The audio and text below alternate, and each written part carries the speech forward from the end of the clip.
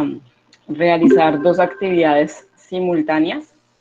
La primera de ellas es realizar este estudio de caso, que deben hacerlo en los grupos que hemos manejado durante ya el semestre, estos grupos de laboratorio que se han convertido en grupos de virtualidad. Es un estudio de caso donde van a tener en cuenta la información que se presenta a continuación. Es sobre un municipio llamado San Martín, tiene información de su número de habitantes, el crecimiento poblacional y algo de su actividad económica. Aquí lo que van a encontrar es un mapa de el río que atraviesa, perdón, el lago que atraviesa el municipio y un río donde van a desembocar gran parte de los vertimientos que se han generado en este lago.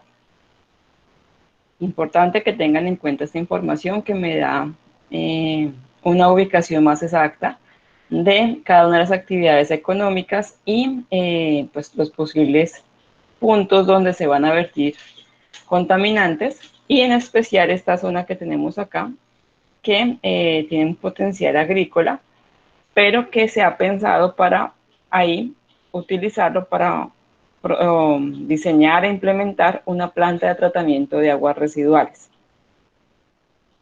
Encontramos algo más de información en cuanto a la laguna y al río como tal, y después encontrarán el análisis microbiológico y físico-químico de esa agua.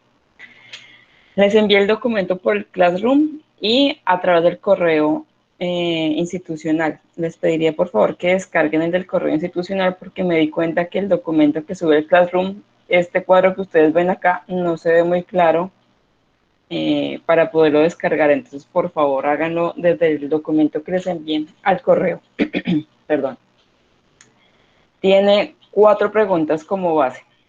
Aquí me quedó mal porque es la 1 y la 2. La primera es, primero, tener en cuenta tanto el enunciado como las tablas que se presenten ahí para contestar qué tipos de contaminantes posee el río Beta y el lago. Como les digo, tener en cuenta tanto el enunciado como las tablas que encontramos ahí. Segundo, qué interacciones microbianas se están generando en el lago. ¿De dónde van a sacar esta información? Pues al leer todo lo que está acá, pues van a ver qué puede haber acá. En el lago me dice que hay peces por acá, pero en la tabla me está diciendo que hay algo de carga de mesófilos. ¿Qué creen que interacción puede haber entre esos peces que están acá y los microorganismos que aparecen ahí? Pues leer muy bien el texto como tal y me van a decir qué tipo de organismos están ahí interactuando con los microorganismos y qué interacciones van a tener, positivas o negativas. Es decir, ese pez con las bacterias, al ser una E. coli, puede ser una interacción por amensalismo, ya que la E. coli va a producir una sustancia que en el intestino le genera un daño al pez. Algo así es lo que deben hacer en el segundo punto. El tercero, aquí es la tabla 1, no la tabla 2. Teniendo en cuenta la tabla 1, que es la de la parte de microbiología, qué medios de cultivo creen que utilizaron para la filtración por membrana y cómo reportaría los resultados microbiológicos. Entonces, se remiten aquí a la tabla 1 y tenemos 3 tipos de microorganismos: bacterias mesófilas aerobias, coliformes totales y Escherichia coli. La idea es que ustedes se remitan a su primer corte. Recuerden que con ese estudio de caso la idea es que practiquen lo que están viendo, no solamente ahorita en el tercer corte, sino que vamos a aplicar todo lo visto en microbiología, porque recuerden que el parcial es de todo lo que hemos visto, entonces aquí estamos estudiando para eso. Se van a remitir a esas guías de laboratorio, a sus recuerdos de nuestro laboratorio presencial de medios de cultivo, y van a recordar qué medio de cultivo utilizamos para determinar bacterias mesófilas aerobias y qué utilizamos para coliformes totales y Escherichia coli. Por ejemplo, en el laboratorio, para hongos y levaduras, que no están en esta tabla, utilizamos 2 tipos de medios de cultivo: agar PDA o agar Sauroch. Eso es lo que yo debería escribir acá, ¿sí? hubiera escrito para hongos y levaduras. No me sirve que sea el mismo medio cultivo, porque recuerden que las bacterias mesófilas aerobias son organismos que viven entre los 5 y los 45 grados centígrados y además respiran oxígeno. Así que todas estas van a caber acá. Entonces, ¿yo cómo hago para diferenciar de estas bacterias aerobias mesófilas cuáles son coliformes totales y Escherichia coli? Pues con medios específicos para estas dos. Entonces, por eso les pido que se remitan a su guía de laboratorio y a las clases que tuvimos teóricas en medios de cultivo. Si no lo recuerdan por ninguno de estos, pues remítanse a Google para saber qué medio de cultivo nos sirve para esto. Aunque creo que no va a ser tan necesario porque esto lo vimos en clase, entonces para que lo tengan ahí en cuenta. Ese sería el tercer punto. Y el cuarto, teniendo en cuenta esa tabla 1 y esa tabla 2, es decir, los resultados microbiológicos y físico-químicos van a contestar estas preguntas. Primero, ¿ustedes implementarían un tratamiento primario? Recordando que el tratamiento primario es para retirar sólidos suspendidos, grasas y arenas. Y si su respuesta es afirmativa, pues, ¿cuál sería ese tratamiento que aplicarían primario? ¿Por qué la pregunta? Pues porque ustedes pueden definirse que solamente quieren extraer grasas o solamente quieren definir la extracción de sólidos suspendidos, o si quieren hacerlo todo, pues ¿qué harían y cómo lo harían? ¿Y cuáles de los tratamientos biológicos aplicarían para la depuración de las fuentes de agua del municipio? Porque recuerden que hay un lago y hay un agua, pero no solo a petar. La idea de escoger un tratamiento biológico es que ustedes deben explicar por qué lo escogieron, teniendo en cuenta el uso de oxígeno, es decir, si es un sistema aerobio o anaerobio, sus ventajas y desventajas frente a otros tratamientos, dónde lo aplicarían. Aquí hay un posible espacio para montarlo, lo dejarían ahí, lo llevarían a otro lado, si es a otro lado, ¿dónde lo dejarían? Y cuál sería el uso posterior que le darían a esa agua que saldría del tratamiento que ustedes escogieron. Eso sería ese estudio de caso. ¿Dónde lo van a entregar? A través del Classroom, ya pues está habilitado para que lo puedan subir, y tendrían hasta la medianoche del día de hoy para poderlo subir. ¿Preguntas? Profe, qué pena. ¿Y hasta medianoche si alcanzamos? Porque, bueno, está como un poco Sí, largo. sí, yo lo he hecho con otras universidades y lo han hecho en 40 minutos. Ah, ok. Porque ese que está ahí es un ejemplo de parcial que hice hace 3 años y lo hicieron en 40 minutos. Así se puede. Y les doy 4 horitas para que lo hagan. Pero si tenemos alguna duda, ¿tú nos puedes colaborar?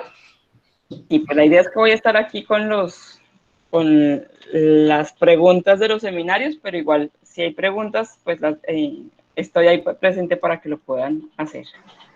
Profe, ¿qué caudal maneja esa cosa? No te entendí.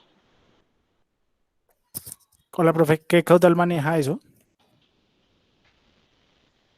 Es un lago, entonces realmente son aguas un poco más estancadas en este caso. Sí, Porque profe, si pero te si das se cuenta en bota, la gráfica, si qué, si hay vertimientos debe manejar un caudal, ¿no? sí, bueno, manejémoslo más o menos. Hacer un lago.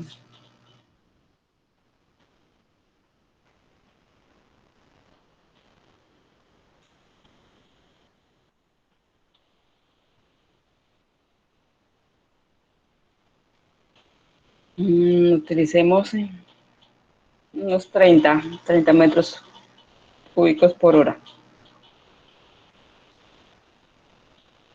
para poderlo analizar de esa manera.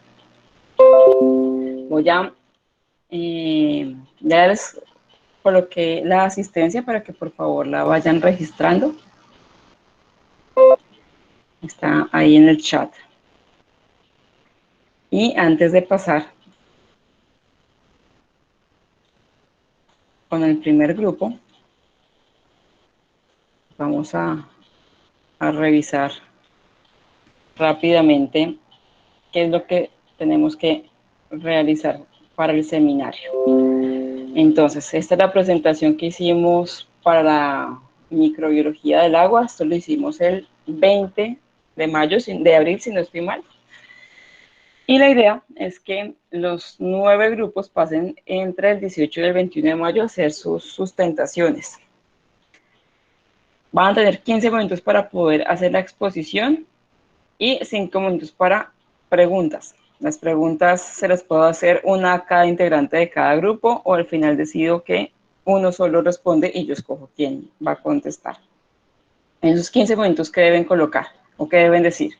El fundamento, es decir, la parte teórica de esa aplicación que les correspondió, y yo creería que son 10 minuticos esta parte, y en 5 minutos explicar el ejemplo de esa aplicación a través de un artículo científico. En ese artículo, ¿qué tienen que tener en cuenta? Cuáles fueron los materiales, los equipos, cuál fue la metodología y el producto final. Eso explicado brevemente. Como les digo, máximo 5 minutos esa parte del ejemplo, 10 minutos para la parte de fundamentación. Por favor, ensayen. Uno cree que 15 minutos es mucho tiempo y a veces alguno le da por hablar un poquito más y nos da 20, 30 minutos y solo tenemos 15 minutos. Entonces, por favor, para que lo tengan en cuenta, para que ensayen en estos días. ¿Preguntas hasta acá?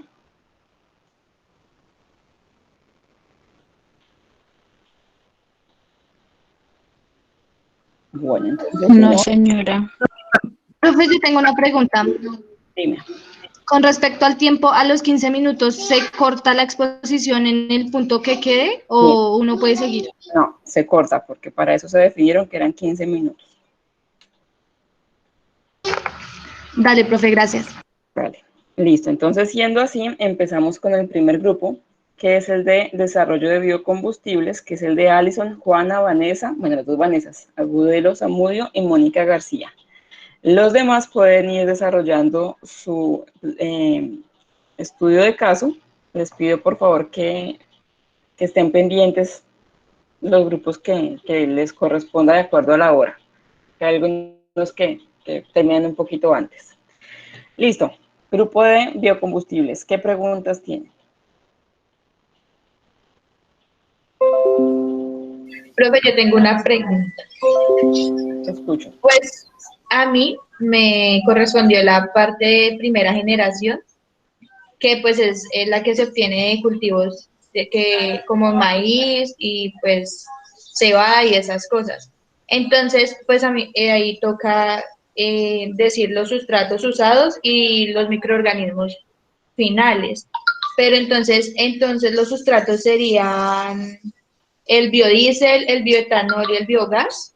No, cuando tú hablas de sustratos, es la materia prima que se utiliza para desarrollar eso. En este caso, la materia prima para la primera generación son plantas con alto contenido de carbohidratos. Puede ser maíz, caña de azúcar, palma. Ese es el sustrato, de donde parten ellos. Medios de cultivo, no, pues ese sería como el medio de cultivo, ese sustrato. El microorganismo y el producto, ahí sí sería, si es biodiesel, si es bioetanol, si es biogasolina, ellos que producen con ese sustrato que utilizar. Ah, ok, profe.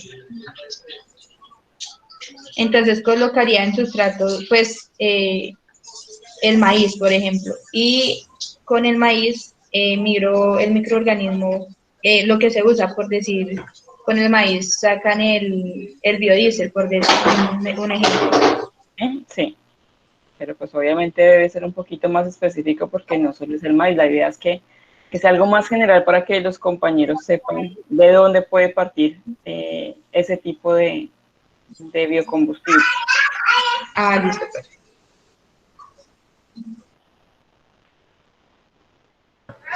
Profe, yo también tengo otra pregunta. Es que yo estaba pues mirando y ahí hablan de la parte de tipo de combustibles. Aparte de la primera generación y hasta la cuarta, ellos también hablan de la parte de sólidos, líquidos y gaseosos, ¿sí? Yo tengo entendido que la parte sólida pues pueden venir de algunas astillas de madera, la parte líquida de lo que queda del procesamiento que generan con, ejemplo, con el maíz y después con la parte de biogás. Pero me confunde un poco el tema, es cuando hablan del proceso para obtenerlos. Entonces ellos colocaban unos cuadros y explicaban que la parte mecánicos, termoquímicos, biotecnológico y extractivos, ¿sí? Pero no veo como la relación, o sea, me confundí, digamos, como esa parte. Porque no, pues digamos, ahí le colocan que digamos en parte técnicas, productos y aplicaciones. Entonces no sé cómo, digamos, si en los mecánicos o en la parte de biotecnológicos, que es lo que nos interesa a nosotros, que es la parte de fermentación y pues con la parte de digestión anaerobia, ¿en qué relacionan con la parte de tipo de combustibles cuando lo mencionan como sólidos, líquidos y gaseosos? Sólidos es porque pueden encontrar de alguna manera que algún residuo tenga una carga alta, ejemplo de etanol, y que esté dentro de un sólido, de lodo como tal que se produzca al generar ese biocombustible. Líquido va a ser la mayoría de ellos. El producto que sale al final va a ser en estado líquido y en ocasiones, por ejemplo, si generan etanol, el etanol se puede volatilizar y quedar en estado gaseoso. Pero no te confundas tanto con eso. La idea es que tengan en cuenta más cuál es el tipo de sustrato de materia prima que utilizan en cada generación, el tipo de microorganismo y qué producen al final. Sí, pues yo lo que estaba averiguando. Porque la parte tecnológica aplican todos utilizan la parte biotecnológica. Pero, por ejemplo, en la tercera generación que aplican el cuerpo de el alga, el cuerpo de una planta como tal, o sea, no es el producto del metabolismo, sino es el cuerpo como tal del organismo. Ellos hacen ahí ya un proceso ya físico-químico para convertir algo que es un organismo, para convertirlo en biodiesel. Esa sería como la metodología que utilizan. Pero es importante que tengan claro en las cuatro generaciones esas tres cosas. Pues digamos que en las anteriores, como están explicando que la primera pues es de la parte de trigo, algo que sea de alimentación humana, la segunda que sean de residuos orgánicos, como los bagazos del maíz, como las pajas y eso. Pero en la cuarta generación, porque la tercera mencionan también de microbacterias y algas, en la cuarta hablan que eran bacterias ya genéticamente modificadas. Y pues en los casos no está comprobado, sino solamente está escrito. Entonces, como que no sé si se puede, digamos, averiguar más de la parte de la cuarta generación, si realmente son bacterias únicamente genéticamente modificadas y si realmente la han utilizado, porque es que en lo que yo leo, únicamente me parece que son como algo que lo han dejado como escrito, pero pues todavía no lo han como generado. Habla más de la segunda y tercera generación como un producto avanzado. Y lo que pasa es que con esa cuarta generación, ahí al hacer algo genéticamente modificado, se demora muchísimo más que hacerlo de forma natural como en las tres primeras generaciones. Y por lo tanto, no hay muchos estudios que hagan eso. Genéticamente modificados para que una bacteria que antes no producía etanol, que no producía biodiesel, tenga la capacidad de hacerlo o que lo haga en una concentración mayor. Pero como lo que te digo, se demora tanto hacerlo, sí lo han hecho, pero no hay tantos estudios como en la otra. ¿Por qué? Porque también lo que queremos es algo más natural, que no tengamos que hacer tanta transformación, sino que lo mismo que nos da la naturaleza, que podamos hacer esos biocombustibles sin dañar más la naturaleza. Al hacer un cambio genético, pasa lo que está ocurriendo ahorita. Hacemos que los organismos muten y no sabemos cómo detenerlos. Sí, inclusive yo leía que la cuarta generación ha utilizado mucho lo que la bacteria Escherichia coli, que tú nos has hablado harto de esa bacteria, entonces que la han utilizado por lo que, pues me imagino por lo que está compuesta y por lo que es más fácil de ciertas cosas de ella. Porque la conocemos tan bien y es tan común en cualquier organismo que es fácil de extraerla. Por eso es que las Escherichia coli se utilizan para todo lo que es genéticamente modificado. Pero por las consecuencias que no conocemos, muchos científicos se han detenido en hacer esa investigación. Nos hemos enfocado más en hacerla de segunda generación. Por ejemplo, yo me he dedicado más a la segunda generación que a las otras. Ah, ok, ok. Pero entonces sí, ¿cómo viene en la parte de investigación? Porque tenemos claro algunos primera generación, segunda, pues digamos las primeras preguntas de lo que era el sustrato, que si eran sólidos, líquidos, gaseosos, y porque también en algunos hablan muchos del biodiesel, ¿cómo es? Bioetanol. Sí, ahora que pues como que clasificar en dos tipos, que son los tipos de alcoholes y otro que no recuerdo el nombre ahorita. Entonces, como que uno empieza como, bueno, sé que son tantas generaciones, pero también hablan mucho de la parte de etanol, biodiesel, pero igual hacen relación. Ese es el producto de cada generación. Listo. Profe, yo acabé de leer y me dice que en la parte de bioetanol, pues es producido por la fermentación de azúcares y pues se sustituye, la materia prima, sirve de materia prima para el etilterbutil. Entonces ahí sería el sustrato, o sea, es que no sé por qué dice que es producido de la fermentación de azúcares. Ese sería el sustrato. El sustrato, pero depende si lo sacan directamente de una planta o si sacan son los desechos de la producción, por ejemplo, de la caña de azúcar, del bagazo de la caña, hagan el proceso. Y ahí cambia la generación. Si lo tomaron de la caña de azúcar, es primera generación. Si lo tomaron de los residuos de preparar panela, de preparar azúcar con la caña de azúcar, de eso que sobró, es segunda generación. Ah, bueno, gracias. Listo, mis niñas. Vamos con el siguiente grupo. Profe, otra pregunta. Para Bien. esta exposición, ¿vamos a exponer todas o se exponen dos personas? Ponen todos y yo escojo al final si les pregunto a todos o Ok, listo. le pregunto a uno. Listo, profe. Vale, gracias. Qué pena con ustedes, pero estamos corticos de tiempo. Listo, profe, gracias. Siguiente, el de producción de bioplásticos, que son Jonathan, Joan, Pedro y Dani. ¿Qué preguntas tienen? Profe, en general, pues ninguna. ¿Todo claro? Pues sí, como se me ha dicho todo por medio del chat. Bueno, sí, con ustedes he tenido más diálogos por otro lado. Sí, profe. Estos días se han aprovechado para eso. Pues lo que yo tengo entendido es que yo lo que debo buscar es las bacterias presentes en el proceso de la fermentación láctica para la obtención de ácido láctico y después de obtener el ácido láctico, convertirlo en ácido poliláctico para hacer polino. Sí, es eso. Ah, bueno, profe. ¿Finalmente hicieron el experimento o no? Profe, el de ácido láctico no. Listo, no hay problema. Es que la verdad, pues, mantenerlo a temperatura de 45 grados Celsius durante 3 o 10 horas, pues, es un consumo, pues... Sí, esto es energía. Nosotros hicimos fue el de crear el biopolímero, pues, con materiales orgánicos. Ahí tenemos algunos moldes hechos. Súper. Sí, profe, lo creamos con leche y vinagre. Ah, genial, nos puede mostrar fotos de eso y hacerle pruebas. ¿Qué pruebas hay de elasticidad? Bueno, y en el laboratorio a veces lo que uno hace es de peso, cuánto resiste. Bueno, profe. Pueden hacerlo, pero bueno, muy bien. Felicito porque sí han estado ahí súper juiciosos, atentos a lo que están investigando.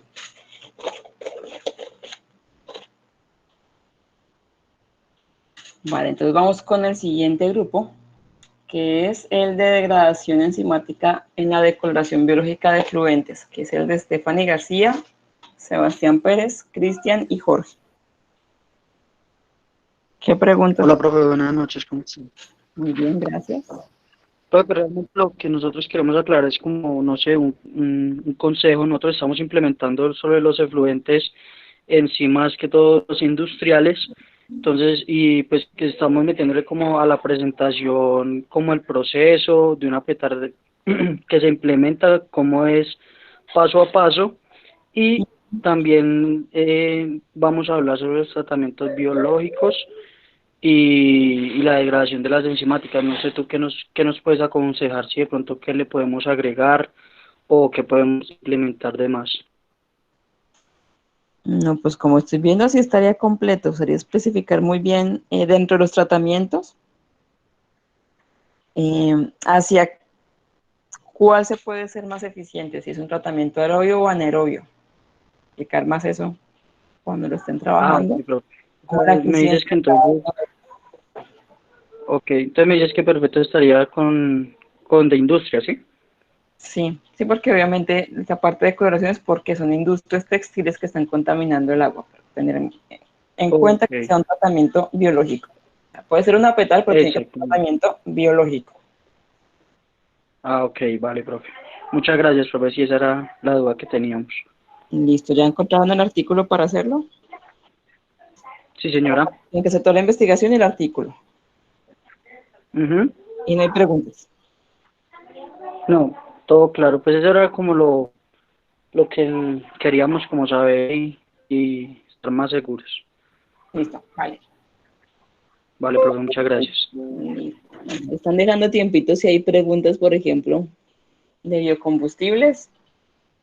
Ahí tienen unos minuticos de más que les regalaron sus compañeros.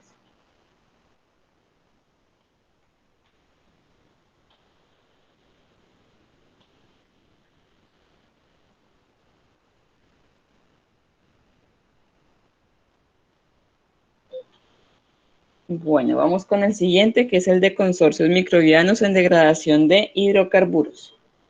Aquí estaría Steven, José David, Laura Castellanos y Brian Tique. ¿Qué preguntas tiene?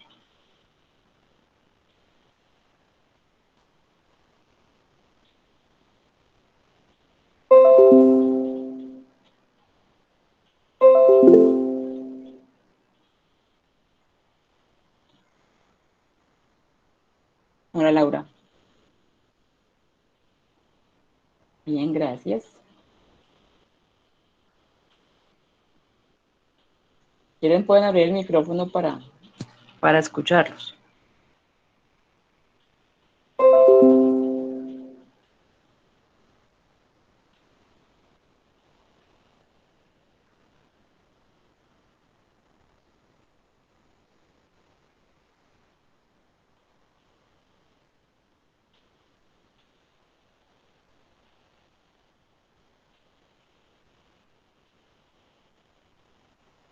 Bueno, Profe, pues mira, yo tengo una pregunta, como, digamos, pues ahí estoy averiguando y pues ahí te saben que los microorganismos capaces de poder degradar los hidrocarburos pues son más que todo las familias de las pseudomonas, entonces que son utilizadas también como en métodos de bioremediación, pero entonces no comprendí bien cómo es ese metabolismo que ellas utilizan para poder degradar los hidrocarburos.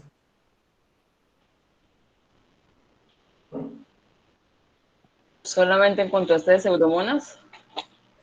Encontré pseudomonas, también encontré pues algunas plantas, pero yo te digo, algunas,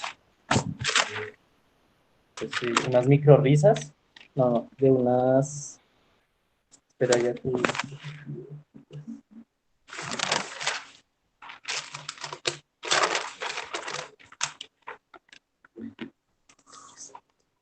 de leguminosas, que también pues por cuestión de su, que son de, que se llaman Semanea saman, que también tienen la posibilidad de degradar los hidrocarburos porque se adaptaron a recolectar el carbono del hidrocarburo. Ujú. ¿Por qué te hago la pregunta? Porque como son consorcios, no solamente puede ser un tipo de microorganismo, sino que tiene que estar en interacción con otros, que como tú dices, pueden ser hongos que tengan interacción con raíces, pueden ser hongos que tengan interacción con las mismas pseudomonas con otro tipo de bacterias, para que de esa manera sea un consorcio como tal. Oh, ok, Porque profe. como es un complejo, una estructura tan compleja, químicamente tan compleja, uno solito no lo va a hacer. Por eso tu pregunta de cómo es el metabolismo. Lo que ocurre con esto es que no todo lo van a hacer las pseudomonas. Por ejemplo, si están combinados con plantas leguminosas, con micorrizas lo que hacen es primero que ellas atrapan o absorben ese hidrocarburo, tratando de eliminar un poco de que se siga transportando por el suelo o por la misma agua. Se empiezan como a hacer esa parte inicial de bioremediación, haciendo una bioacumulación. Pero en este caso física no lo están acumulando en su interior, en este caso es acumulándola en un solo espacio. Primero. Segundo, ya van los encargados de hacer esa degradación del petróleo, que deben ser en este caso las raíces de las plantas. Ellas van a degradar el carbono, nitrógeno que estén ahí presentes. Y las pseudomonas se van a encargar básicamente es de espacios más específicos dentro del hidrocarburo. Por ejemplo, ellas se pueden encargar de degradar los alcanos, los alquenos. Hay un grupo de pseudomonas que solamente se encargan de degradar los grupos aromáticos. Entonces, Sí, porque esos son como los más difíciles porque tienen las cadenas más largas. Creo exacto, que por eso no lo hacen solito. Por eso el título específico del seminario de ustedes es consorcio. Uno solito no lo pueden hacer. Y es cómo juegan entre ellos. Uno se encarga de una partecita y el otro viene a terminar de hacer el proceso. Entonces, por eso toca ver con quién se está uniendo esa pseudomona para hacer el proceso, porque solitas no lo pueden hacer. Tienen que unirse o con bacterias o con hongos, con algas, con plantas, con otra estructura para que lo puedan hacer. Solitas no son capaces. Okay. Y ahí también decía, pues más que todo se relaciona es con los microorganismos, porque pues la combinación entre ellos dos es como, pues decía que eran como 95% de eficaces para poder remover los hidrocarburos. Ok, profe. Muchas gracias. Profe, buenas noches. Buenas noches. Profe, qué pena, yo tengo una pregunta. ¿Hay alguna afectación a los consorcios microbianos cuando decrece la cantidad removida de hidrocarburos por niveles de salinidad altas en el mar? ¿O ahí cómo sería? Digamos, si decrece, Sí, te escucho. digamos, si decrece la metodología utilizada, aún más las técnicas de degradación tendrían que ser diferentes o hay consorcios microbianos para decir. Sí, hay consorcios microbianos, pero también depende de tú cómo quieres hacer la bioremediación. Hay bioremediación in situ, que es hacer la bioremediación en el sitio donde fue el derrame, por ejemplo. Y en ese caso, vale la pena la pregunta que tú estás haciendo. Si yo tengo ya en el laboratorio un grupo de microorganismos y ellos están acostumbrados a un ecosistema terrestre con unas condiciones dadas, es muy difícil un ecosistema acuático salino como el mar. No podrías aplicar todos los microorganismos en ese caso, porque son ecosistemas diferentes. Tocaría hacer primero una evaluación de la capacidad que tengan esos microorganismos para vivir en ambientes con una concentración de sal tan alta como lo tiene el mar. Entonces, sí cambiarían esos consorcios.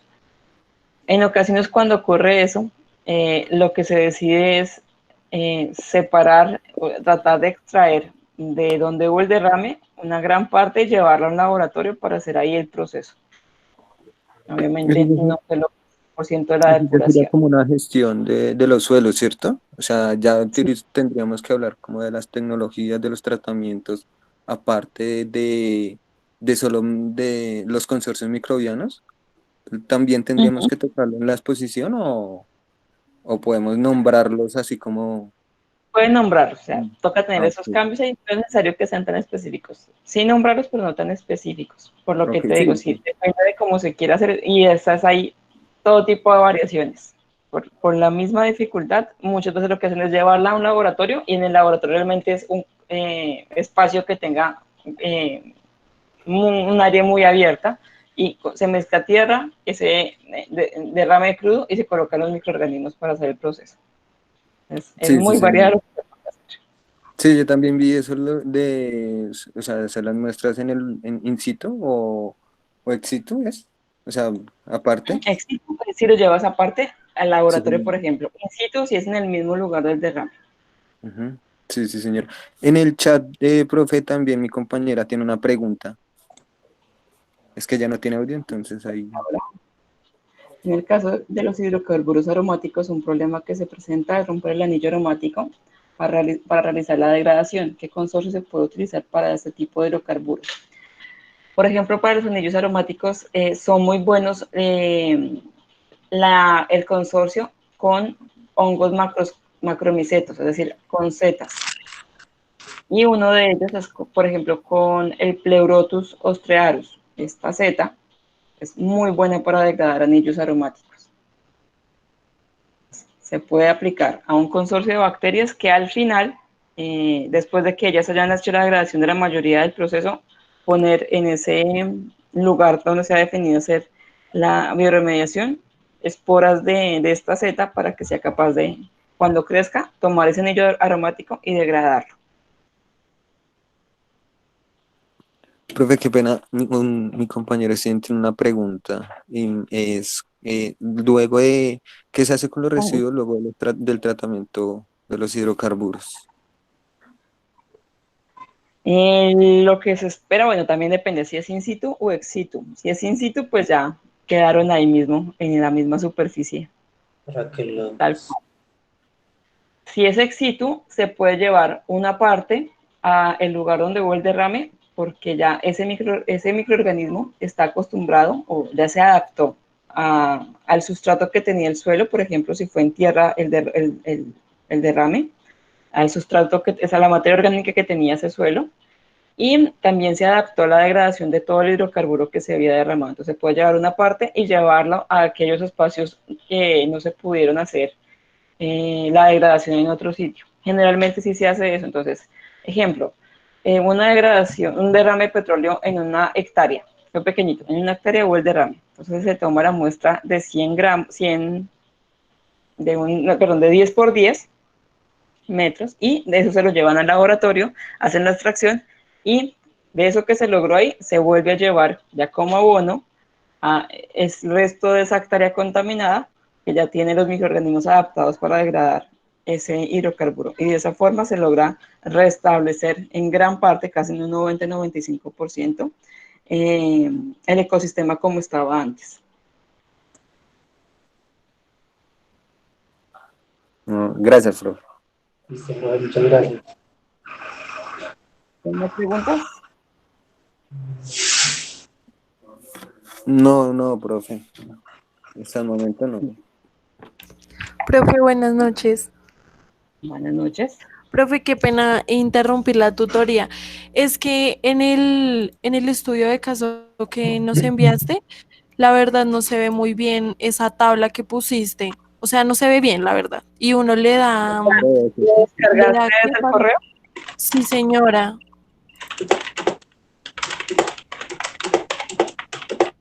Y yo le doy Mira cómo pues o sea, le doy zoom y no. porque voy a enviárselas como PDF porque aquí me deja verla perfecto. Te la voy a proyectar para que mires que es muy raro. Por eso las envié el correo, porque sí estaba mostrando una falla en el Classroom, pero mira, te la voy a compartir acá. ¿Sí la puedes ver Eh, desde ahí? profe, pues Ah, sí, algo sí, que pueden señora. hacer, Pero, bueno. Las voy a compartir en PDF. Sí, profe, muchas gracias. profe, pues algo que pueden hacer para que les salga bien es ingresar desde el Classroom, abrir el documento en otra página, descargarlo como documento de Word y ya sale la tabla anual. Listo, muchas gracias por el tip.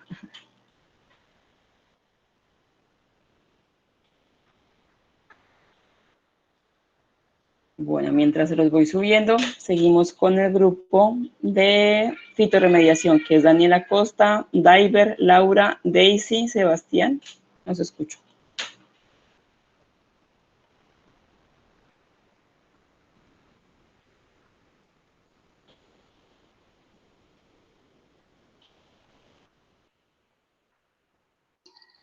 Buenas noches, profe. Buenas noches. Bueno, profe, pues yo tengo una duda con respecto a lo de la fitorremediación. Pues se dice que pues ya es como la descontaminación del suelo, la depuración del agua y pues la limpieza del aire. Esto se da pues debido a algunas plantas. Entonces yo tengo una duda con respecto a los hongos. ¿Entrarían directamente en el proceso de fitorremediación o es como de manera más indirecta? Sí, es otro tipo de proceso, porque si hablas de fitorremediación, es hecha por plantas o algas. Ya los hongos estarían haciendo biorremediación solita, no fitorremediación. O sea, los hongos no entran dentro de la fitorremediación. No, porque entonces ya se llamaría fitorremediación. Ustedes, si no estoy mal, me habían enviado unos artículos. Sí, sí, señora. Entonces, ustedes ahí son artículos que les van a servir muchísimo para la parte de sustentación teórica, pero les falta la parte de algas, porque todo lo que tienen ahí son con plantas. Entonces, mi sugerencia es que hagan una búsqueda en esas bases de datos que les compartí la semana pasada, como Cielo, como Redalic, como Science Direct, de fitorremediación con algas. O sea, sí hace un proceso muy parecido a las plantas, pero pues hay cosas que cambian. Por ejemplo, las algas no tienen raíces. Entonces, esa parte de degradación con la raíz, pues ellas no lo van a hacer. Entonces, que lo tengan ahí en cuenta. Bueno, profe, entonces por el momento yo creo que sería así. Profe, yo tengo solo como una pregunta pequeña. O sea, la presentación tiene, digamos, puede ser en cualquier página, digamos, puede ser en una página como Prezi. Sí, claro. Gracias. Sí, Profe, es que yo estuve como buscando lo de la fitorremediación con algas, pero no me sale como mayor cosa. O sea, son cosas como muy complejas, por decirlo así. Hay que revisarlo. Sí, obviamente la mayor bibliografía que van a encontrar es con plantas, porque se han especializado más en esta parte, pues porque ahí tenemos más ingenieros agrónomos, ingenieros ambientales que les gustan más las plantas que las algas. Pero sí hay, o sea, no es tan complejo, lo que pasa es que no hacen todos los procesos que hace una planta, por lo que les decía, las plantas las algas no tienen ni raíces, ni tampoco un tallo tan grueso para poder acumular estos hidrocarburos, estos metales pesados. Por eso cambia un poquito la situación. Pero no es tan complicado. Si quieres, revisa bien y miramos si hay algo en lo que les pueda ayudar a explicar. Listo, profe, gracias.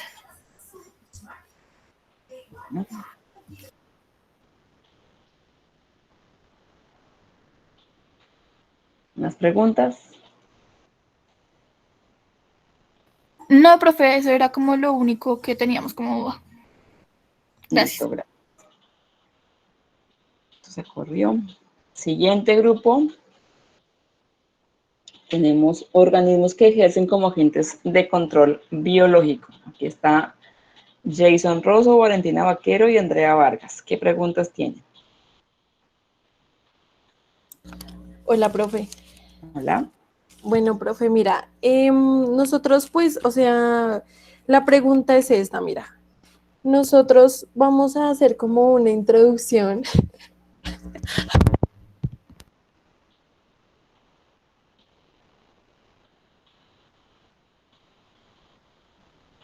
Ya, profe, qué pena. Como una introducción de lo que son los organismos que ejercen como agentes de control biológico, que sería, pues, bueno, la alelopatía, plaguicidas botánicos, cultivos trampa, competidores, bacterias, hongos y virus. Y bueno, respecto a eso, darle un enfoque, o sea, que sería lo del seminario, por medio del artículo que nosotros pues queremos abordar. Entonces, no sé si así como lo tenemos planteado esté bien. Obviamente, pues, al hablar de estos organismos, pues se va a, pues, como, o sea, explicarlos específicamente todos muy bien y cómo funciona este proceso, porque es que este proceso es más económico que el químico. Sin embargo, se llevan a cabo los dos como un equilibrio para que así sea más eficiente. Sin embargo, no quiere decir que sea esencial. Entonces, pues, o sea, eso es más o menos No te estoy escuchando, se te fue el audio. como lograrle, estaría bien. La última partecita no te escuché, se te fue el audio. ¿Cuál parte, profe? La que- la de cuál. Estabas diciendo que no eran tan esenciales los dos, tener los dos procesos. Hasta ahí te escuché. Ok.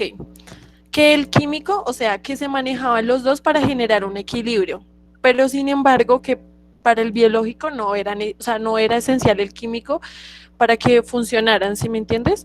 Sí. Entonces, la pregunta era que que si como lo teníamos estructurado, o sea, como la introducción, bueno, abordar bien el tema, cuáles son los organismos que ejercen esto, y por último, pues darle el enfoque que queremos nosotros, que es por medio del artículo, que sí así estaría bien, o sea, como la estructura que tenemos pensada, que sí así estaría bien. Sí, sí estaría bien. ¿Qué veo que les falta ahí? Hablar un poquito de las interacciones, de cómo en cada uno de los diferentes procesos que se dan en el biocontrol, qué interacciones se pueden dar. Entonces, Ok, listo, sí, de señor. parasitismo, de amensalismo, qué organismos Profe, pueden estar ahí. Dime. Listo, profe, pues profe. es que, digamos, lo que nosotros vamos a ponerle como enfoque al seminario es que vamos a usar como tal el uso del tricoderma. Entonces ya nosotros tenemos como definido cuáles son las interacciones que él hace, que son el parasitismo, la competencia, y más, digamos, otras características que tiene el tricoderma, pues referente a los cultivos. Y quería saber si podría ser en un cultivo en específico o puede ser en cultivos en general. Como por decirle, el tricoderma funciona para pues todos los cultivos, pero pues diferentes cepas. Es bueno que hagas esa aclaración que tú dices, porque hay gente que piensa el tricoderma, así que la aplico para todo, y pues depende de específicamente la especie, va a aplicarse para diferentes plantas, porque si no se puede llegar a causar un daño en el cultivo. Sí es bueno que hagan la aclaración de que no es para todo tipo de cultivos. Sí ha Listo, tenido profe. un gran auge porque sirve para eliminar muchas plagas, pero no sirve para todo tipo de cultivos porque también los puede afectar. O sea que puedo escoger un cultivo en general y una cepa en general. Y pues lo que hago acá como tal es En el artículo la idea es que busquen una metodología que se haya hecho, porque es que hay artículos que se conocen como monografías que lo que hace ese artículo es buscar toda la información teórica que haya sobre un tema, en este caso, el biocontrol.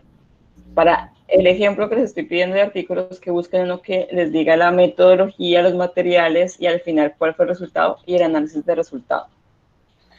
Sí, profe, yo tengo un archivo que hace un estudio, pues hacen la siembra como tal del hongo con PDA y pues hacen estudios en plantas de tomate, frijol, de cohombro, de diferentes, de fresa, de flores, de clavel.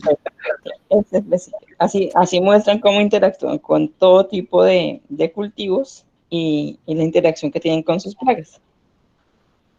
Listo, profe. Profe, y entonces también tendríamos que poner gastos económicos para, digamos, la implementación del tricoderma. Pues no es tan necesario, pero si encuentran algún artículo que lo tenga, pueden hacerlo. Igual con la tricoderma es muy económico porque no puede hacer cultivo hasta con arroz. Eso sí lo pudiéramos haber hecho en la casita. Nos faltaba ahora la cepa. Listo, profe. Listo, profe. Bueno, profe, entonces así como te lo planteamos, sí quedaría bien, ¿sí? Sí, así quedaría bien. Ok, profe, y qué pena, eso se hace con diapositivas y todo eso, es que estoy confundida en esa parte.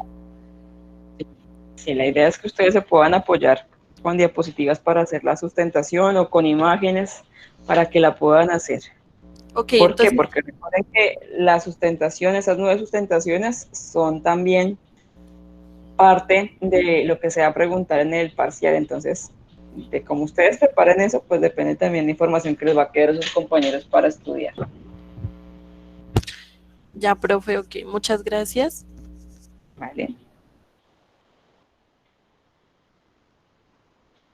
Listo, entonces vamos con el siguiente grupo, que es el de hongos en procesos de biorremediación. Es el de Brian Celis, Zul Caballero, Brian García y Carolina Salamanca. ¿Qué preguntas tienen? Hola, profe, sí, buenas noches. Mira, nosotros tenemos unas preguntas y es que nosotros como hongos, como biorremediación, hicimos, pues vimos un artículo que es hongos filamentosos, pero sobre los hidrocarburos, sobre el petróleo. Entonces, pues no sabemos si podemos tomar ese, pues porque ya ahorita estamos escuchando pues todo el tema con el otro grupo de también de hidrocarburos. Sí. ¿Cuál es la diferencia entre el uno y el otro? El otro son consorcios, es decir, que busquen la unión de bacterias con otras bacterias, de bacterias con plantas, de bacterias con hongos.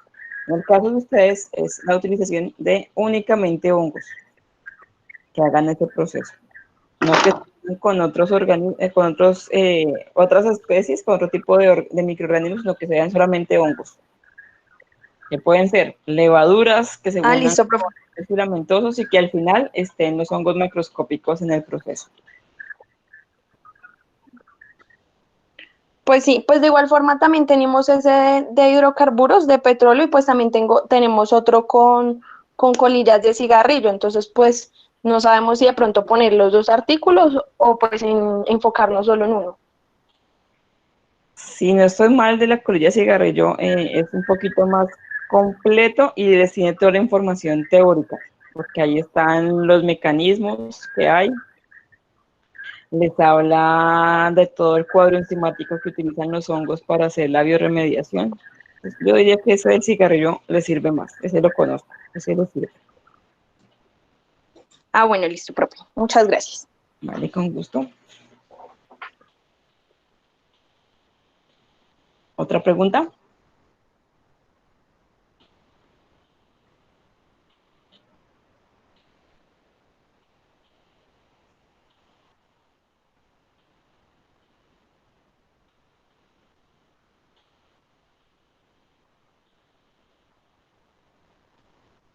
Parece que no. Vamos con el siguiente. Organismos en la producción de energía. Laura Bravo, Camilo Moreno, Melissa Fajardo y Diego Ávila. ¿Qué preguntas tienen, muchachos?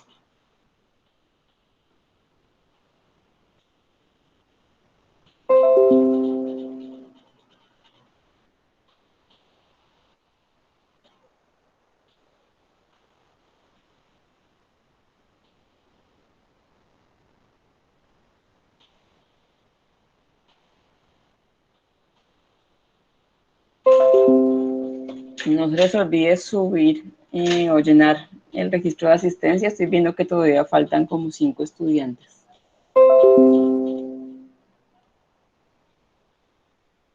Les voy a volver a enviar.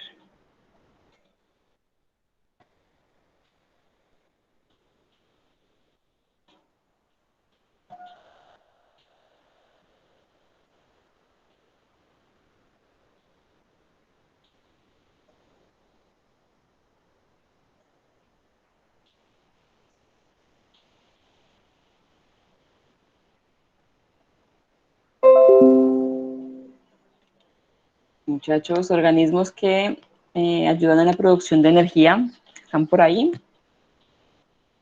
Laura, Camilo, Melissa, Diego.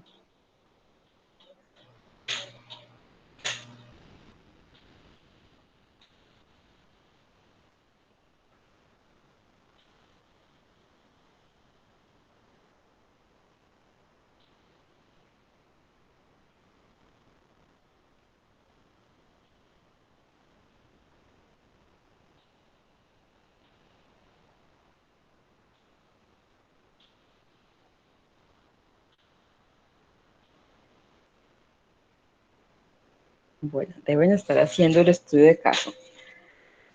Me quedan 3 grupos. ¿Alguno está por ahí? Biomarcadores, biodigestores.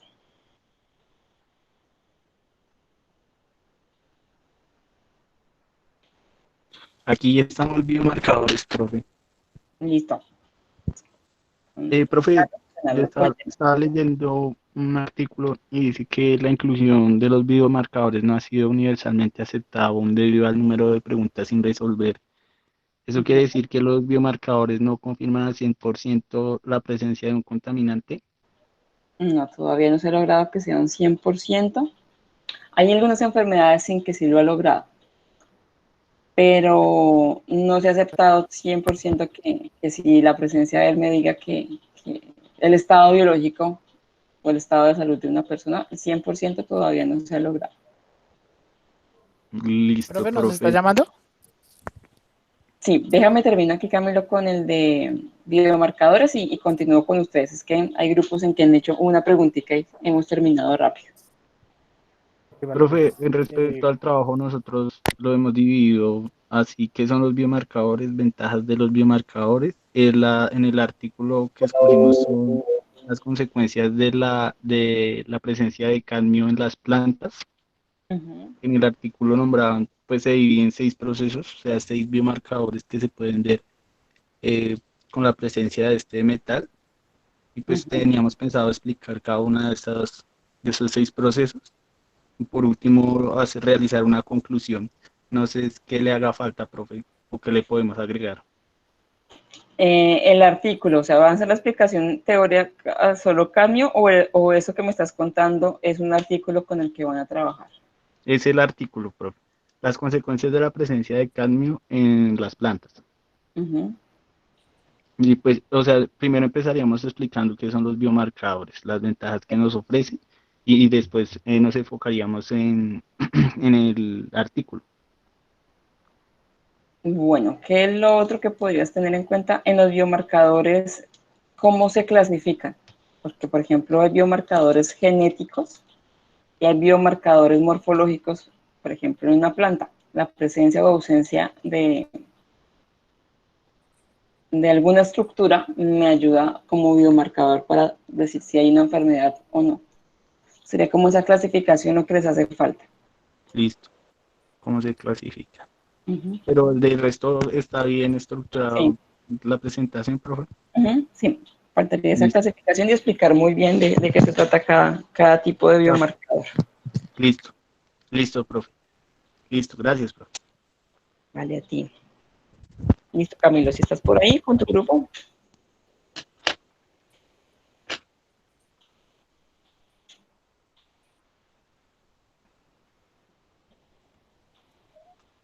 ¿Profe, me necesita? Sí, pues no sé si ustedes me necesitan a mí. ¿Tienen preguntas? Hola, profe. ¿Qué apenas tengamos todos en pelotas con ese proyecto, con ese estudio de caso? Tranquilo, igual ustedes tenían a las 9:25 por el grupos que han tenido solo una pregunta, entonces por eso ha sido un poco más rápido. Profe, bueno, con respecto a lo del tema, hemos encontrado información, pero espérame, ya miro a ver si tengo acá las preguntas, que se me refundieron estas porquerías. Vamos a colgar, profe.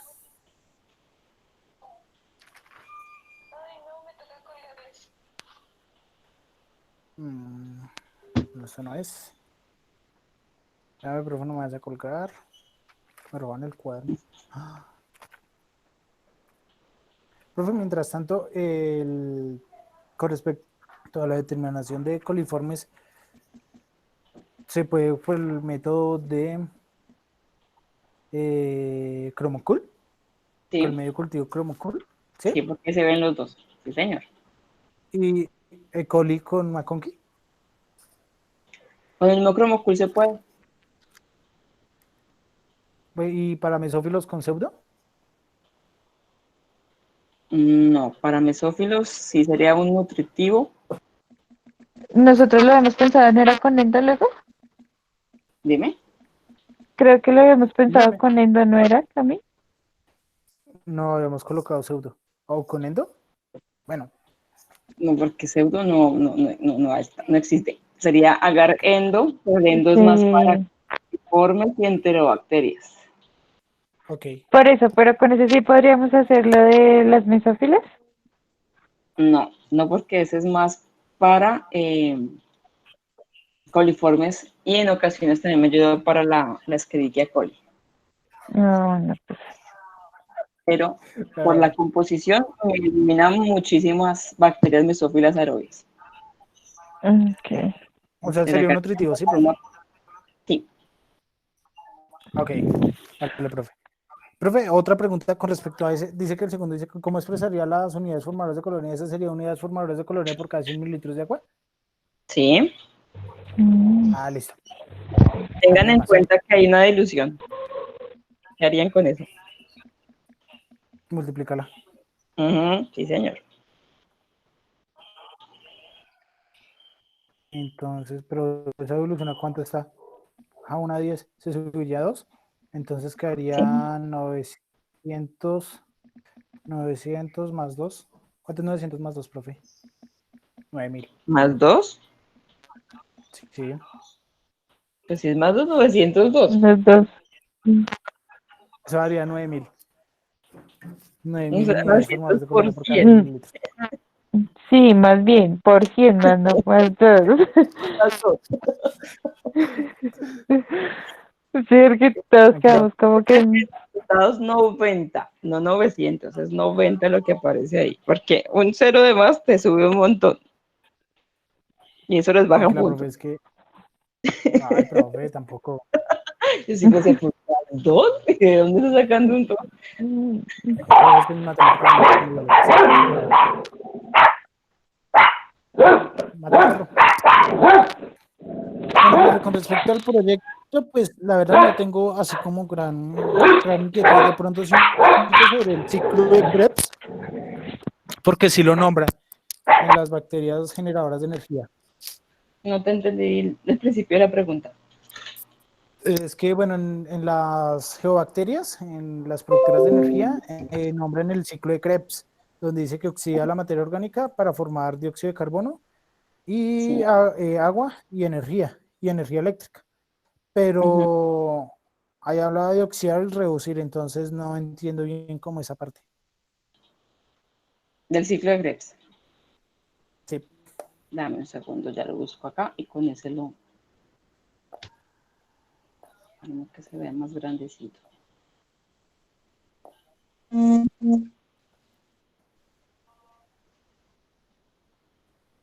Quiero este y lo pongo en un PDF.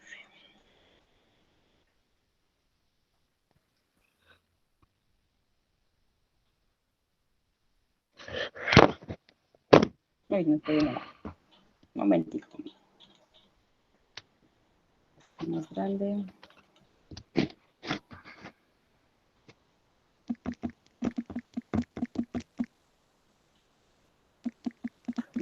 Más grande.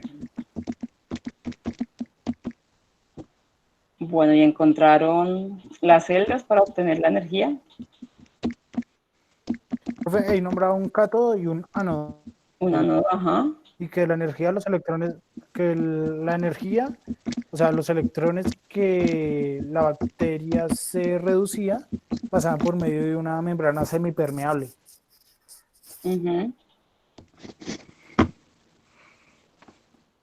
Entonces no sé si vamos bien o no. Sí, ahí van bien, listo. Ya encontré una más grandecita.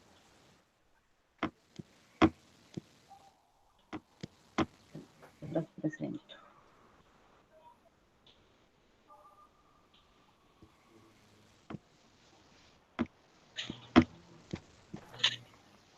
Listo, ¿la están viendo? ¿Están viendo la pantalla? Sí, profe. Sí, señora. Bueno, esto que está acá es el ciclo de Krebs como tal. Entonces, cómo inicia? Desde la degradación de monómeros de glucosa. La glucosa va a degradarse por la glicólisis para convertirse en ácido pirúvico y sería el inicio acá de este. Entonces, digamos que es el paso previo a este. Desde el ácido pirúvico lo que va a hacer es que dentro de la célula, básicamente en la mitocondria, lo que va a ocurrir es que se va a unir al piruvato una coenzima que se conoce acetil-CoA. Y al unirse al piruvato, lo que va a hacer es un proceso, en este caso, de oxidación. El piruvato se va a convertir en acetil-CoA, retira hidrógeno, acá entra con NAD y acá sale con NADH. De este ácido pirúvico se retira un electrón, que es el hidrógeno, para convertirse en ácido acetil-CoA, y ese hidrógeno se une al NAD. Ahí hacemos el proceso de oxidación, estamos reduciéndolo. De aquí el acetil-CoA, nuevamente en este caso lo que va a hacer es retirar esa coenzima, que es la coenzima CoA, y va a ingresar una enzima que se llama la citrato sintasa, que va a convertir, en este caso, el acetil-CoA en ácido cítrico. Ese ácido cítrico pasa a otro proceso con otra enzima que se llama la aconidasa, y con esa aconidasa va a salir agua y produce el ácido cis-conidato, que es este que tenemos acá. Nuevamente ingresa agua a la célula y con la misma enzima conidasa se forma el ácido isocitrato. Entonces son procesos de oxidorreducción que están ocurriendo acá.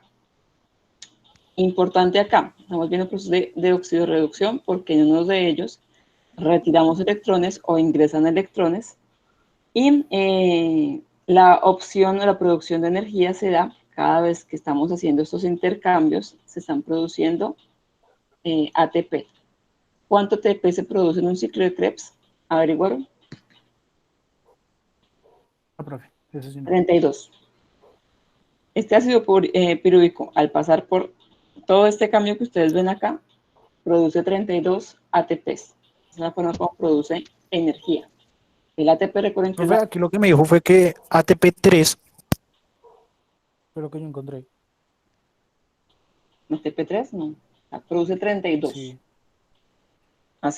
Pasar de ácido pirúvico a todo el ciclo de Krebs, que realmente el ciclo de Krebs es que al final sale dióxido de carbono de acá.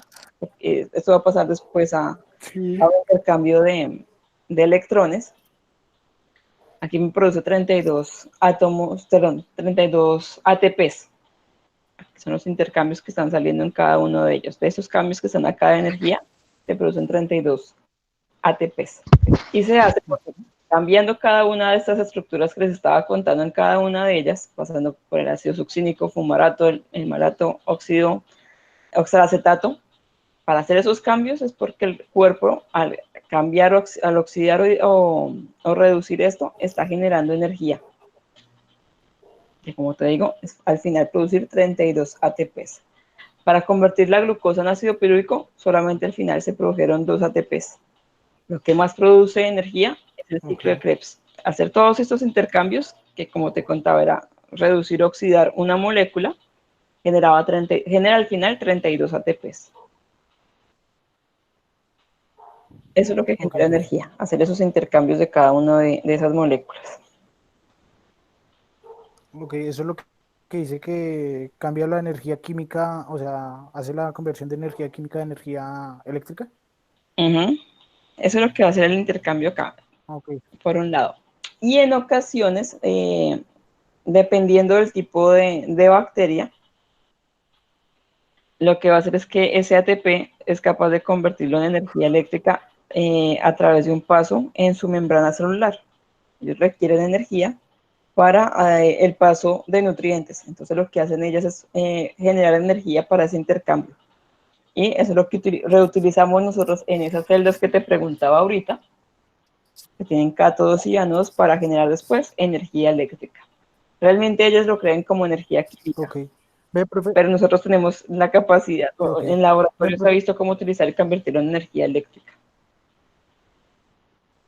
Ok. Profe, otra pregunta. Con respecto al, ¿es verdad que las geobacterias generan la energía y la emiten a través de los pilis? Depende del microorganismo, no todos lo hacen a través de los pilis, hay algunos que lo hacen a través de la pared celular o de la membrana celular. Pero los pilis sí lo genera porque los pilis es una forma de contacto con el exterior. Entonces, con los pilis lo que van a hacer es proyectar hacia el exterior. pero como te digo, no todos los microorganismos tienen pilis. Hay algunos que solamente los hacen a través de la pared.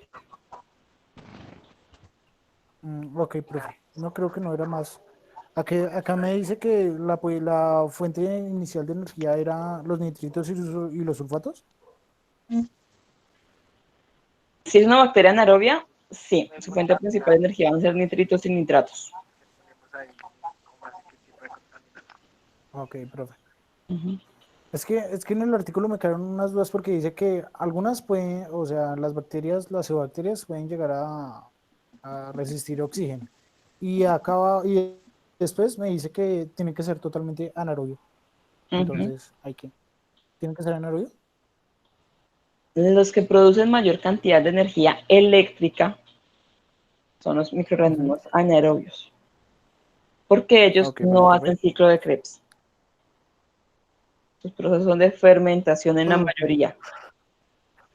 En la mayoría de casos son fermentaciones y por eso son más eficientes en la producción de energía eléctrica.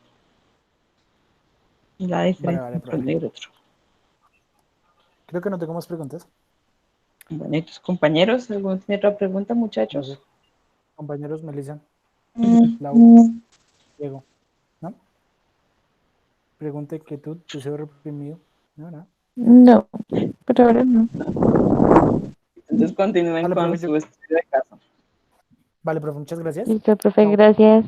Que estén bien, chao. Chao, profe. Bueno, último grupo, nos adelantamos media horita con ellos. Están por ahí, biodigestores, que es Liliana Triana, Andrea Moreno, John, Daniel, ¿están por ahí? Hola, profe, ¿cómo estás? Muy bien, ¿y tú? Bien, sí, Hola, señora. profe. Hola. Bueno, profe, pues nosotros en el momento tenemos que, por ejemplo, qué es un biodigestor, cuál es su fin y el proceso de los biodigestores por etapas.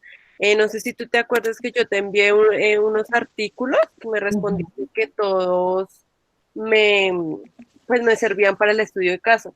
Mi pregunta es, ¿debemos escoger dos o uno solamente? Como te escribí ahí, todos estaban sirviendo, pero pues obviamente había unos que tenían mucha más información que los otros.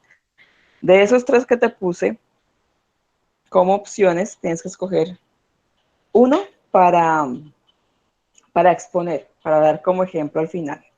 Sí, profe, mira, a mí me llamó mucho la atención el que es microorganismos que intervienen en la generación de biogás, que me parece que ese artículo está completo y pues podríamos exponerlo, o sea, de ahí saldría la mayoría de la exposición. Digamos que te sirve para dar el ejemplo, pero los otros 2 tienen muchísima información teórica. De los otros 2 puedes sacar esa parte teórica previa a la explicación de ese artículo. Ah, ok. Porque decía que los 2 esos 3 te servían porque tenían toda la información. Pero, por ejemplo, el de biodigestores, ahí te tenía cómo afectaban la composición química del sustrato, la combinación de ellos, qué inhibía la producción de biogás, que por ejemplo eso no está en el artículo que me dices de los microorganismos, qué pasa cuando fusionaban grasa, qué pasa con el cambio de temperatura, de pH, cómo se separan los sólidos. Para mí ese está muchísimo más completo, pero pues obviamente no tenía la parte metodológica, pero ese de ahí tiene todo el fundamento, es decir, toda la teoría que ustedes necesitan para lo podemos el hacer de inicio este artículo mejor, ¿sí? Sí, o sea, de ahí tomen la parte teórica. Y la Listo. parte de ejemplo, tómalo del de microorganismos. Ah, listo, profe. Pues esa era como mi pregunta, no sé si mis compañeros tengan preguntas. No, por mi parte no. Era casi, le tenía como casi las mismas preguntas que mi compañera, pero pues ya la profe ya nos colaboró con eso. Vale. Sí, profe, yo creo que también. Yo por el momento no tengo así como dudas. Listo, vale. Vale, muchachos. Entonces, sigo aquí pendiente, voy a estar conectada con ustedes hasta las 9:40 por si hay dudas ya sea de los seminarios, ya sea del estudio de caso que están resolviendo. Recuerden que de hoy en 8 días deben subir al Classroom su informe de laboratorio de la columna de Winogrodsky. Entonces, ustedes muy juiciosos han estado haciendo los avances de sus resultados. La idea ahorita es que lo compilen, hagan nuevamente la revisión del análisis de sus resultados, hagan conclusiones y esperaría yo que ya les falte muy poquito para concluirlo. Entonces, para que lo suban ahí a través del Classroom, plazo máximo el próximo jueves. Entonces, quedo atenta, como les digo, hasta las 9:40. Si no, pues ya estaríamos el lunes listos para los seminarios. Profe, yo tengo una pregunta con respecto al segundo punto. Es que, digamos, pues nosotros como con mi compañera, pues por decirlo así, estamos suponiendo, como dice que se encuentra un lago, pues digamos, nosotros ahí dice en la lectura que habían peces, pero que con la medida del tiempo se ha ido desapareciendo. Digamos, nosotros podemos poner como una suposición ahí, digamos, de que los peces están desapareciendo por competencia o algo así. En este caso, más por las algas. Sí, está diciendo que las algas están proliferando. Y yo les he contado que las algas, que eso se llama eutrofización, lo que hacen es reducir el oxígeno disponible. Eso ya es una interacción. Hay un microorganismo que son las algas que está acabando con el oxígeno, que es la forma como viven los otros. Profe, yo tengo una pregunta con respecto a eso. Lo que ocurre es que yo quiero saber si a eso se le puede llamar parasitismo, por decirlo así, porque podemos decir que las algas están afectando directamente a los peces, o sea, están acabando con la población de ellos. ¿Sí podría ser así o tendríamos que llamarlo de otra forma? No es parasitismo porque parasitismo es que están pueden ser o en el interior o en el exterior del organismo, pero están atacando directamente el organismo, no su ambiente, sino directamente el organismo. Es decir, que están en sus escamas, que están en su sistema digestivo y de ahí están absorbiendo los nutrientes que está tomando los peces. Y en este caso, las algas no hacen eso. Las algas lo que están destruyendo es el ambiente donde crecen los peces. Así que en este caso no es parasitismo. Revisen los otros, a ver cuál es. Que puede ser producir una sustancia, una toxina o una sustancia que le cause daño. En este caso es producir, eliminar el oxígeno presente en el agua. Entonces, revisen qué interacción aquí hay. Es negativa, pero qué interacción trabajaré ahí. No es parasitismo. ¿Cuál creen?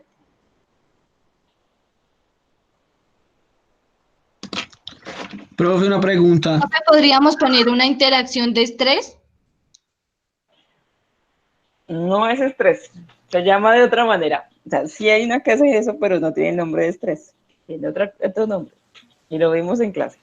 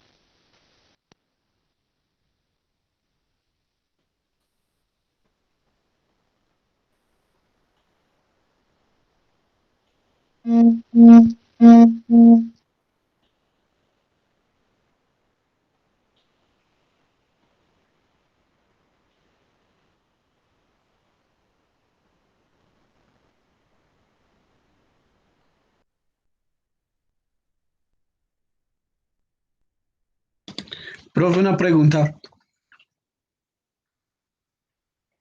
Te escucho. En el punto 4, ¿usted me podría explicar qué es lo del tratamiento primario? Eso lo vimos la clase pasada, ¿verdad? O la clase anterior a la pasada. Anterior a la pasada, la vimos el lunes. Ah, listo, profe. Sí, Ya revisé. con tratamientos para retirar sólidos suspendidos, grasas y arenas. Ah, listo, bro.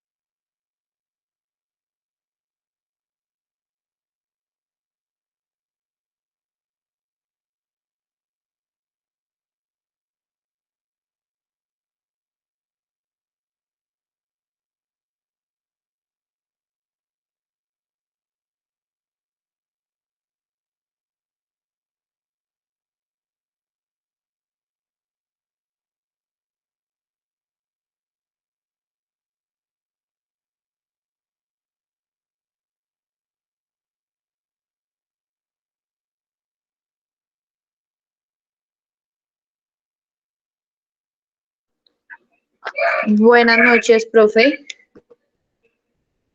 Hola, buenas noches. Profe, una pregunta. Dime. Profe, lo que pasa es que estamos pues en el segundo punto y esto pues es que casi no encontramos interacciones entre los microorganismos con los peces y las algas. Por decir, la Escherichia coli encontramos pues información, pero o sea, sabemos que es un indicador de contaminación fecal, pero entonces no tenemos que no encontramos información sobre qué interacción tiene con los peces y las algas. Dentro de los microorganismos, las algas son muy de ellos. Entonces, las algas están haciendo ya una interacción con los peces. Esa es una. Dos, las Escherichia coli y las bacterias están contaminando el agua también. Entonces, de esa manera, si están contaminando el agua, ¿cómo van a afectar a los peces?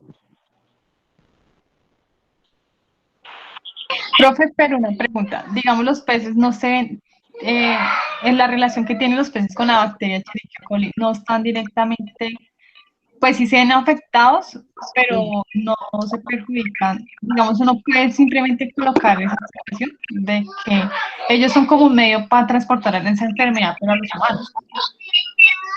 Entonces, ¿qué tipo de interacción habría de eso? Sí, pues, como decía más, pero le colocamos medicación.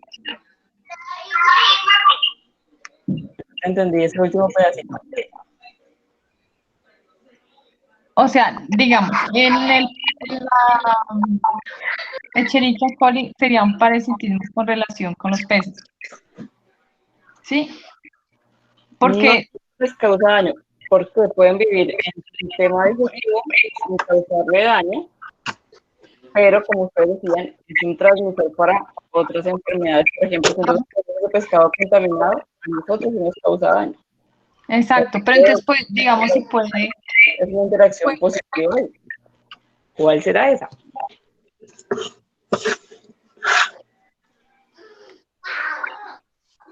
Por eso sería, estoy entre, para mí que es un parasitismo. La sensibilidad es una negativa. Sentimos que le está causando daño al pez. Y no siempre pasa eso. Ah, ok, perfecto. Si le causa daño en ese caso, sí sería parasitismo. O sea, si lo ves como que le está causando daño al pez, sí es un parasitismo. Si ves que no le causa daño, sino que en este caso el pez sería un transmisor de esta enfermedad para los seres vivos, por ejemplo, en ese caso estaríamos hablando de una interacción positiva que puede ser o mensalismo, porque el coli se beneficia porque lo va a transportar hacia otro organismo y el pez no le causa daño, sería comensalismo. Sí, ok, profe. Pero entonces sí se puede dejar, digamos, la relación. No simplemente que se afecta al pez, sino como puede ser un transmisor de esa enfermedad. Exacto. Por eso la idea es que intuyan qué está pasando ahí, de dónde pueden sacar la información. Entonces, por ahí te la doy.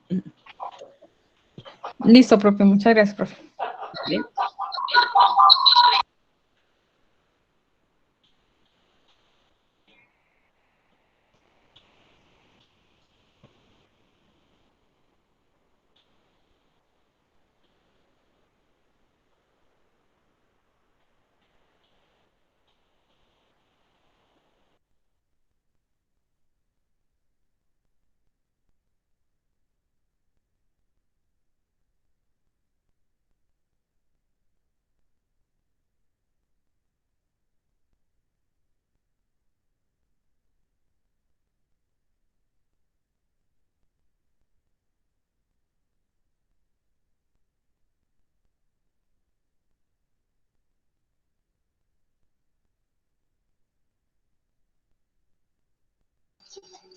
Profe, tengo una pequeña duda. Dime. ¿La simbiosis es una relación o una interacción? Es también una interacción. Ahí sería una interacción, ¿cierto, profe? ¿Sí? Dale, profe, gracias. Bueno.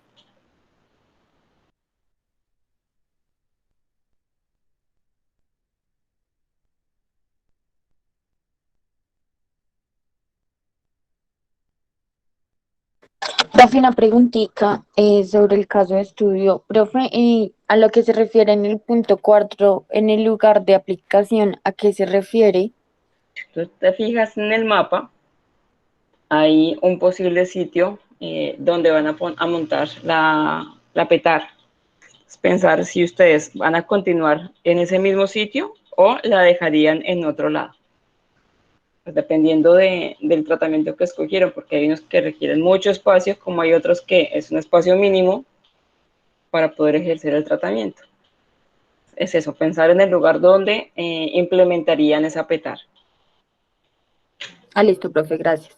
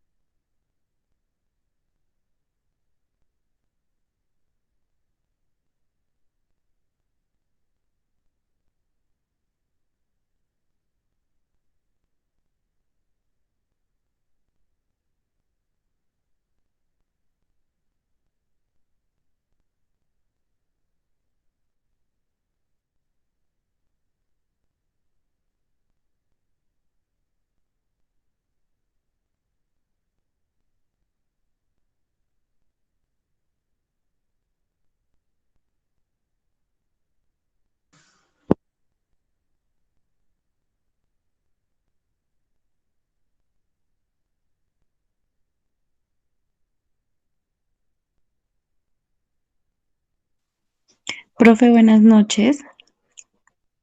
Hola, buenas noches. Profe, tengo una pregunta en la parte del tercer punto donde dice que cómo se deben reportar los resultados. Yo me acuerdo que tú en la clase nos habías dicho que solo se reportaban dos cifras significativas por 10 a la tal. En este caso también es igual, ¿cierto? Sí. ¿Sí? Sí, señora. Ah, bueno, profe, muchas gracias. Vale.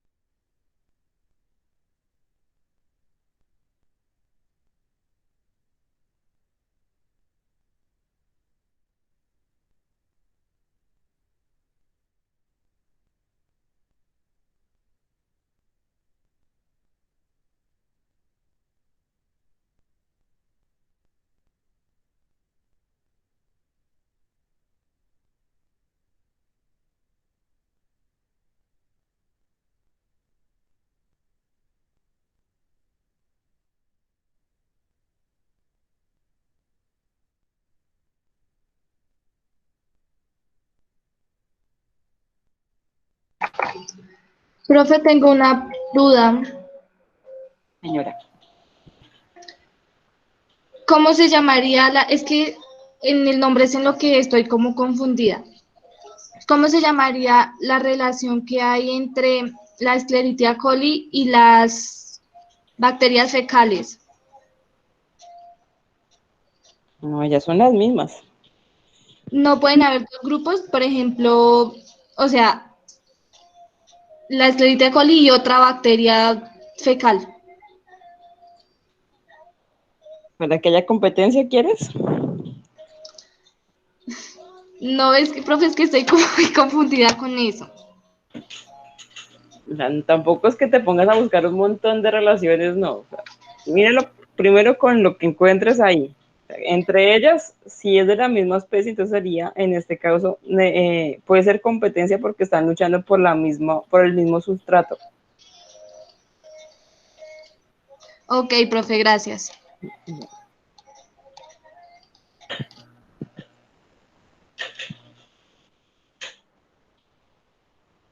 ¿Tienen más preguntas, muchachos? No, qué pena, señora, muchas gracias. A ustedes, entonces quedo pendiente. Por favor, prepárense muy bien para sus seminarios.